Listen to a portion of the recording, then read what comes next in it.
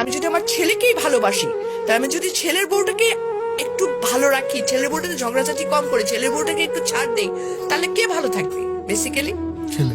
Yes, এই জিনিসটা মাদের মাথায় ঢুকাইতে হবে যে আমি আমার ছেলের বউকে আমার ছেলের হ্যাপিনেসের জন্য ছাড় দিব।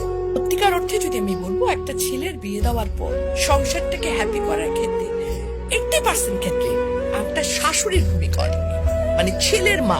ডেফিনেটলি কোনো জায়গায় ছেলে বউ খারাপ আছে, কিন্তু exceptional cannot be an example. বেশিরভাগ শাশুড়ি কিন্তু বেশি আমার দখলদারিত্ব মনোবৃত্তিতে চলে যান। এখানটায় যদি ওনারা একটু ছাড় দিতে পারেন, ওনারা যদি একটু মনে করেন যে না, একটা যখন আমি আমার মেয়ের জামাইকে বলছি কি যে আরে আমার মেয়ের জামাই কত ভালো, আমার মেয়েকে কিছুই করতে দেয় না, সারাদিন অফিস থেকে এসেও সে মেয়েকে রান্নায় হেল্প করে। আর ছেলের ব্যাপার হলে তখন আমরা বলতো কি ছেলের বউ একে সারাদিন ঘুমায় থেকে আমার পোলা আসে রান্না করে খাওয়ায়। একই মানুষ কিন্তু আমরা দু রকমের মনোবৃত্তিতে যাচ্ছি, তাই না? এই জায়গা থেকে আমাদের মেয়েদের বেরিয়ে আসতে হবে। আমরা মেয়ের জামাই আসলে পোলাও কোরমার অভাব রাখি না, আর যখন ছেলের বউ তার 1/4 তো আমরা দেই না, ছেলের বউকে বলি এত নেলস তো ভালো না, আমিও তো বলছিলাম, আমি তো এত খাইতাম না।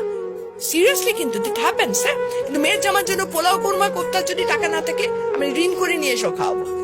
রিজনটা কি? রিজনটা আমি চাই আমার মেয়েটা ভালো থাকুক। মেয়ের জামাইকে খাতির করার মেন রিজন কিন্তু আমার মেয়ে ভালো থাকে, আর কিছু না।